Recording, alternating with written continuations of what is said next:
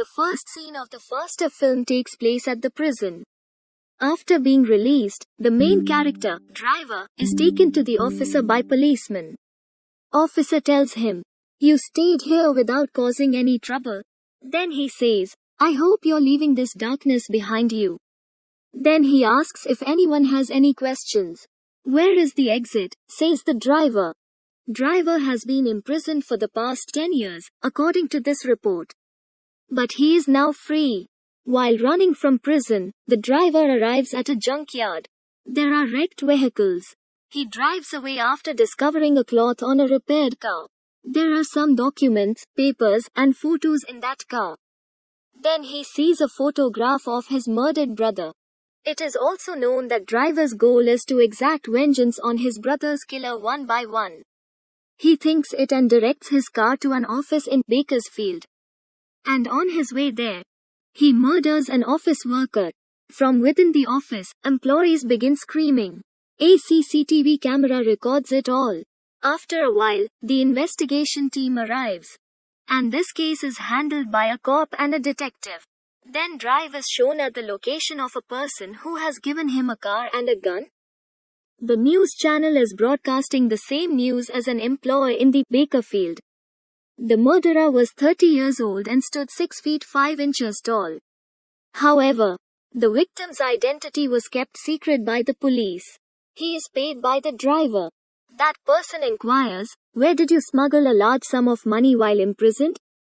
Driver responds, "Mind your own business." When Driver asks him for the list of his brother's killer, that person demands more money from him. He claims, "I worked for 10 years to get this list." Driver loses his temper, and as a result, that person in fear gives him that list. The house's location is revealed, and a new character, a murderer, enters the scene. He is shown exercising at the start. It is revealed here that he has successfully completed many challenges after accepting them. There's also his pal Lily. He tells her, "It's time to move on." Following that, the killer receives a phone call informing him that there is a client for him. "Because you enjoy being tested, the location will be communicated to you." That client is terrified because the target is pursuing him with the intent to kill him. And he advises, "Do it as soon as possible." The killer is challenged to assassinate Driver. The photo of the driver is then sent to the killer's phone. The assassin drives away with his guns in his car. The driver is depicted here. Driver changes the listed name to Tyson, an elderly man. He stops his car from approaching his building. While identifying the location, the killer also arrives there. Driver is pursued by killer after he notices him going inside. Driver becomes emotional after witnessing his brother's murder and shoots the old man Tyson on the forehead as he enters the room. When the killer arrives, he is about to fire his gun on Driver. But then a little girl appears. Because of that little girl, the driver is becoming concerned. After pushing that little girl aside, the driver starts firing his gun at the killer. He rushes away in his car. He cannot be targeted by the assassin. On the other hand, a female detective plays an old cop video in which the shooter Driver's brother is killed. Now they are both learning about Driver's past. Then they discover that Driver has been duped. He is alone and without a gang. The bank robbery video is then shown. How did Driver's brother get a lift in Driver's car after robbing the bank? They were later apprehended by another gang. The other gang then demanded money from them. "Don't shoot my brother," the driver requests. Driver's brother constantly advises him not to reveal anything in front of them. However, Driver informs his brother, who is concerned, that money is hidden beneath the kitchen floorboards. Regardless, Driver's brother is killed by cutting his throat. "No, no," exclaims the driver, but he is powerless to intervene. His brother has died right in front of his eyes. And old man Tyson instructs him to smile in front of the camera while filming a video. Driver screams angrily at him, "I will kill all of you." According to the detective, Driver will go after the people in this video who wanted to take his life and kill his father. Meanwhile, cop and detective learn that Tyson was murdered.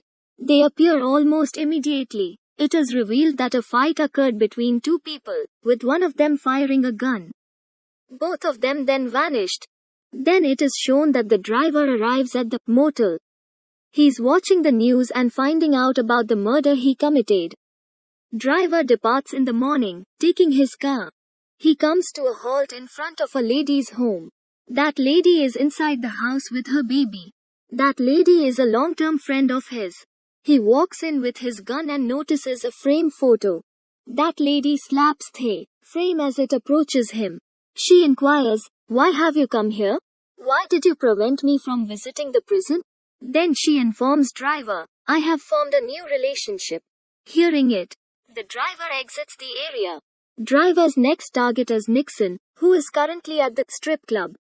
The driver arrives at the strip club, where a large crowd has gathered. Nixon is also present, and he is the same person who cut his brother's throat, killing him. Driver enters without a gun, because the entrance is strictly monitored. Driver enters and takes a screwdriver-like tool, and he arrives at Nixon's location. After seeing him, Nixon says, "I was expecting your arrival." When that person sees driver, he becomes terrified and pulls out a knife to kill him. They are fighting each other. Driver then stabs him with that tool, injuring him. Nixon is killed by the driver, but he is still alive. As driver drives away, he is taken to the hospital. The next day, it is revealed that the killer, cop, and detective are all on their missions. The cop summons his partner detective, who informs him that their victims are already aware and requests his follow-up. The cop informs them that Nixon has been stabbed. Cop then arrives at the hospital where Nixon is being treated for his injuries. On the other hand, killer is aware that he can locate driver in a hospital. Because he failed to hit his third target, driver will go there to kill him. And it is true, driver arrives at the hospital where his brother's killer is present. He enters the intensive care unit, where he is being operated on. Doctors and nurses are terrified. Driver kills that man by pulling out his gun and firing. He then exits the building. The sound of guns has dispersed everyone there. After being alerted, cop pursues him, taking his gun and eventually opening fire on him. There is constant gunfire. Driver defends himself as the cop advances. Cop's gun is suddenly dropped as driver points his gun in front of him. Cop kneels and closes his eyes. Driver, however, does not shoot him after catching a glimpse of his badge. Because it is not in his plans. The driver has departed. As he opens his eyes, cop finds him. Driver drives away quickly in his car. The killer then appears to be pursuing him. The assassin pursues him, driving his car quickly. Finally, both cars come to a halt. Driver fires his gun at the killer's car wheel while being shot in the neck by the killer. And his neck is bleeding. Driver drives away quickly. Killer receives a phone call and a man tells him that the client wants this task completed as soon as possible. And he wants you to quit if you don't want to finish the task. Killer responds, "I'd like to do it." Because of the gunshot, the driver's neck is bleeding. He arrives at his mother's house with this wound. He looks for his father there. Then he learns that his father died 3 to 4 years ago. The wound from a gunshot wound on driver's neck is then stitched up by his mother. She inquires, "When were you released from prison?" Driver responds, "A couple of days." It is also revealed here that driver comes here to assassinate his father. His mother says, "Can you imagine a father killing his son? He was crazy about your brother. It is also true that you are not guilty. I apologize for not protecting you," and she begins to cry. Driver claims, "He was only my brother who used to look after me." On it, his mother asks, "Why did he involve you in this matter? Why did you decide to join it?" When his driver left, "I gladly lifted them," says the driver. He had taken money from corrupt individuals. He required my assistance. He walks away after saying it. The next day, driver pulls over to the side of the road. He turns on the radio and tunes into a channel where someone is speaking. "Hate is like a chain around your neck. It drags you somewhere you don't want to go. It enslaves you and drags you into the darkness and loneliness. It only leads to your demise. You must be liberated from it. The last man is now known to be Evangelist Alexander. Driver arrives at the location where he is interpreting a sermon after hearing him over the radio. Evangelist recognizes him as he follows Driver.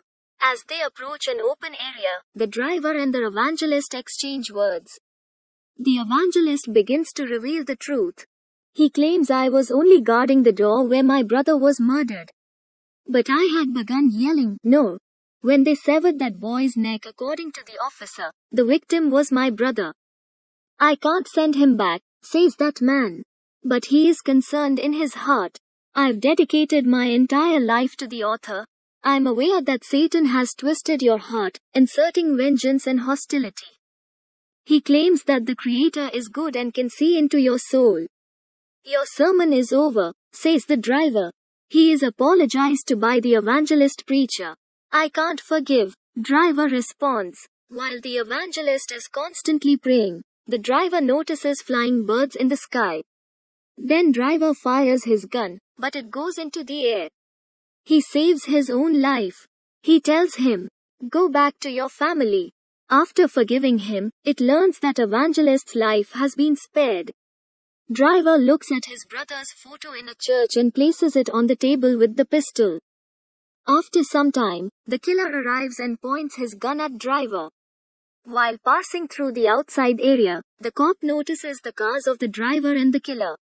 Following that, he receives the detective's call and informs her that both are present. She is taken aback. Detective requests that she wait for her, but cop responds, I want to keep myself in a flow. He enters the church and pulls out his pistol. Inside, the killer is telling Driver, I've been trying to kill you for several days. And you're not taking any action against me. It means you're having fun with it. What do you expect from me? Asks the driver. Professional courtesy. He responds, pick up the gun so we can put our skills to the test. However, driver refuses. You're having problems, says the driver. Killer is about to murder driver after picking up his gun. And he claims that the person who hired him is still alive. You just talk and think about the success of your act. Meanwhile, cop shows up. He orders the assassin to drop the gun. Please do not move. Meanwhile, as the killer places his gun on the chair, the cop shoots at the driver's head. Killer tells cop, you are the person who hired me to kill driver. What made you hire me? Cop responds, I was involved when you didn't kill him.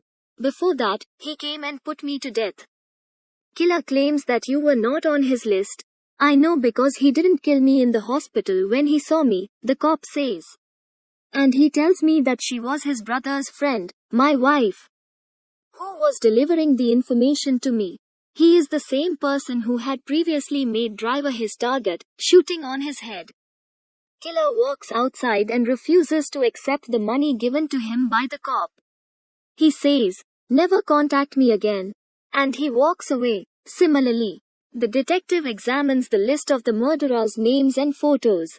The cop's picture is also on display. And she is taken aback, telling an official, don't flip this case. Cop, on the other hand, declares, I have closed this case while calling his family. Don't even bother, I'll be at your house in a few hours. Everything has ended. Meanwhile, driver shoots him from behind him. The driver has been apprehended. As he is dying, the cop asks, how are you alive? Driver demonstrates a metal implanted in the back of his head. The cop claims that I created my own hell. When the driver fires his gun again at the cop, he is killed. When the detective arrives at the location, he finds cop's body. Driver has killed all of the perpetrators of his brother's murder except Evangelist Alexander. He had asked for forgiveness. Finally, driver scatters his brother's ashes in the sea. Because he has avenged the death of his brother. Evangelist Alexander, on the other hand, is shown delivering his sermon on forgiveness.